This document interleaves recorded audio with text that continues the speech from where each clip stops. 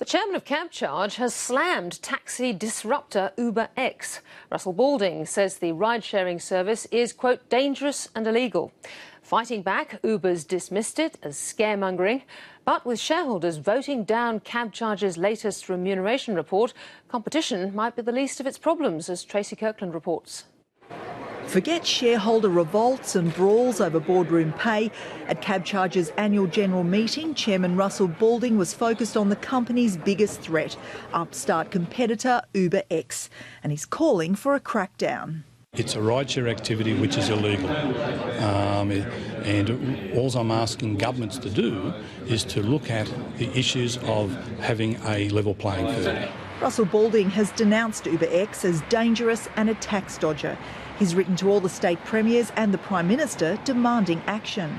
I welcome competition, I welcome app-based competitors, but the taxi and hire car industry operates in a regulated market, and I think all operators in that market should be subjected to the same terms and conditions.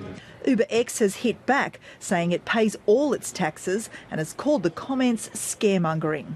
They're still regarded, Cabcharge, as a cowboy company, yet they are trying to portray Uber as cowboy operators. So Cabcharge needs to get onto the moral high ground, clean up their own act, and then assume the war against Uber and other interlopers.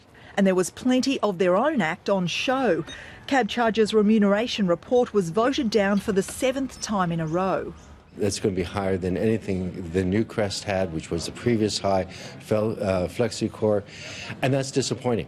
There were accusations of serious lapses in corporate governance by several of its directors. The chairman of the Corporate Governance Committee has had $8 million worth of related party transactions with Cabcharge over the last 2 years for his personal taxi businesses. That is dreadful governance. But the board argues things are changing. I'm comfortable that we're on the right track. You know, in the last 6 to 8 months, I think we've made some significant progress in improving our corporate governance. The Australian Shareholders Association was frustrated enough to vote for a spill of the board. It's just gone too far. Really, it is simply the state that, as far as we're concerned, if you've got a whole new board, the company is going to be better than trying to fix what's there. While shareholders voted against the move, there were calls for change. I think we need new direction, new management, and we don't want the place run by burnt-out cab drivers. In another unusual twist, board director Rod Gilmore, who was up for re-election, resigned just last night. We have to assume that it was a very large proxy vote against them. They didn't want the embarrassment.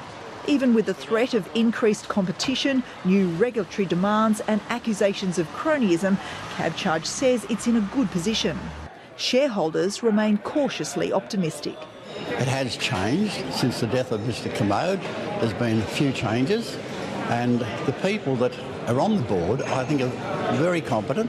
If they get the right man, yes, Cabcharge will advance, and hope, please God, the shares will go up.